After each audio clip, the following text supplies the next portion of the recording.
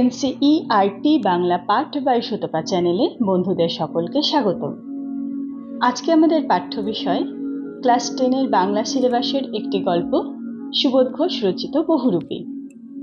আজকে অন্তিম তথা শেষ পর্ব শুরু করছি আজকের গল্পের বাকি অংশ। কি করছেন হরিদা? কি হলো? কই, আজ যে বলেছিলেন জবর খেলা দেখাবেন, সে কথা কি ভুলেই গেলেন? আজকে সন্ধ্যাটা ও ঘরে বসেই কাটিয়ে দিলেন কেন? বলতে বলতে আমরা সবাই হরিদার ঘরের ভেতরে ঢুকলাম। হরিদার উনানের আগুন তখন বেশ গনগনে হয়ে জ্বলছে। উনানের উপর হাঁড়িতে চাল ফুটছে, আর একটা বিড়ি ধরিয়ে নিয়ে হরিদা চুপ করে বসে আছেন। আমাদের দেখতে পেয়েই লজ্জিতভাবে হাসলেন। কি আশ্চর্য! চমকে উঠে ভবতোষ, হরিদা, আপনি তাহলে সত্যিই বের হয়েছিলেন? আপনিই বিরাগী? হরিদা হাসেন, হ্যাঁ রে ভাই, ওই তো সেই সাদা উত্তরীয়টা পড়ে রয়েছে মাদুরের উপর, আর সেই ঝোলাটা, আর সেই গীতা।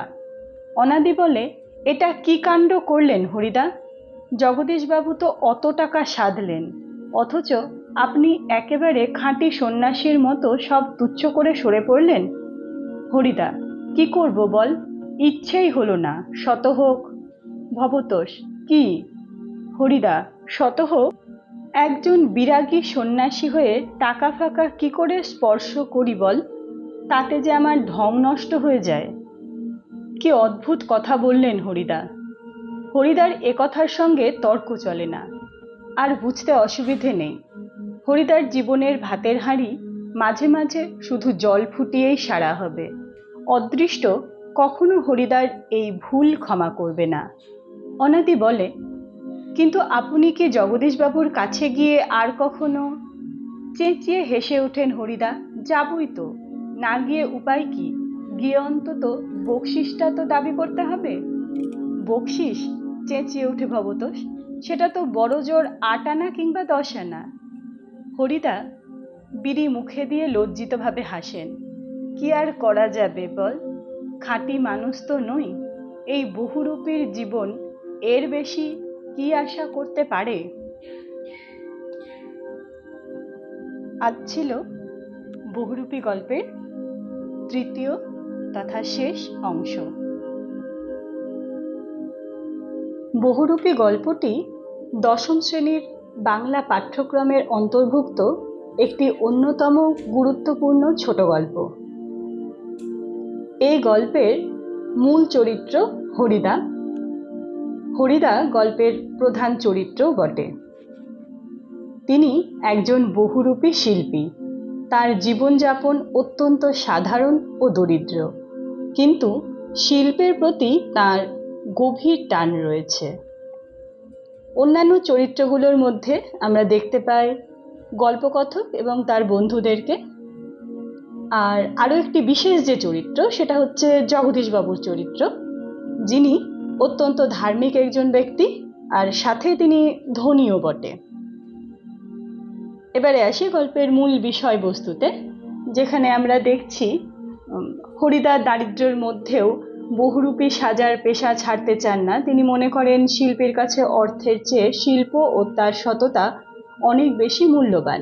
পেট চালানোর জন্য অন্য কাজ বেছে নেওয়ার সুযোগ তার অনেক ছিল, কিন্তু তিনি তা করেন না, কারণ তিনি একজন জাত শিল্পী হিসেবেই কিন্তু বাঁচতে চান। গল্পে হরিদার সাধারণ দরিদ্র জীবন এবং বহুরূপী সেজে মানুষের সামনে আসা, এই দুই ভিন্ন দিকের মধ্যে একটি নাটকীয় বৈপরীত্য কিন্তু আমরা লক্ষ্য করতে পারি। হরিদাকে আমরা বিভিন্ন সময় বিভিন্ন সাজ নিতে দেখেছি। কখনো দেখেছি হরিদা বিরাগী সেজেছেন, আবার কখনো দেখছি তিনি বাইজির রূপ ধারণ করেছেন, কখনো পাগল সেজে লোককে ভয় দেখাচ্ছেন, আবার কখনো তাকে দেখি পুলিশ সাজে তিনি বাগানের মধ্যে দাঁড়িয়ে আছেন এবং স্কুলের ছাত্রছাত্রীদেরকে আটকেছেন, এবং মাস্টারমশাই পর্যন্তও তাকে চিনতে পারছেন না। তো বিভিন্ন রূপে আমরা তাকে দেখছি, যখন সহজে কিন্তু তাকে কেউ চিনতে পারছেন না, আবার কখনো কখনো তাকে চিনতে পারছেন। তো কেউ পয়সা দিচ্ছে, কেউ দিচ্ছে না, তারা বকাঝকাও করছে অনেক সময় পাগলের বেশে, যেমন বকাও হয়, ড্রাইভার কাশীনাথ যেমন তাকে বকে, আমরা সে ব্যাপারটাও দেখতে পাই। আবার গল্পের গুরুত্বপূর্ণ ঘটনা বলতে আমরা কিন্তু দেখি যে হরিদা বিরাগী সেজে আসছেন, যেখানে তিনি বিরাগী সেজে এসেছেন জগদীশবাবুর বাড়িতে। সেখানে প্রণামী বা ভেট দিতে চাইলে জগদীশবাবু তাকে দিতে চেয়েছেন আর কি ভেট, তার তীর্থযাত্রার জন্য। কিন্তু হরিদার বেশ যেহেতু এখানে বিরাগী ছিল, তিনি তার পেশার সম্মান করতে গিয়ে, তার বিরাগীর সাজকে সম্মান জানিয়ে তিনি কিন্তু সেই ভেটটা গ্রহণ করেননি। হরিদার মতে সব কিছু ত্যাগ করেছে যে, তার আবার নতুন করে পোশাক পরিচ্ছদ টাকা কড়ির কি দরকার, সব তীর্থই তো মনের মধ্যে।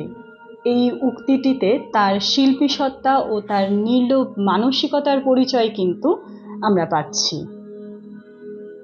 আর নামকরণ প্রসঙ্গে বলতে হলে বলা যায় যে, হরিদার যে সাজ, তার বিভিন্ন সময়ে বিভিন্ন যে রূপ ধরা, বহুরূপী, বহু রূপে নিজেকে সাজিয়ে তোলা, এটাই তো বহুরূপী। তো এই নিজেকে সাজিয়ে তোলা বিভিন্ন রূপ বিভিন্ন সময়ের, এটাই যেহেতু গোটা গল্প জুড়ে আছে, তাই বহুরূপী নামকরণ হিসেবেও কিন্তু নামটি সার্থক।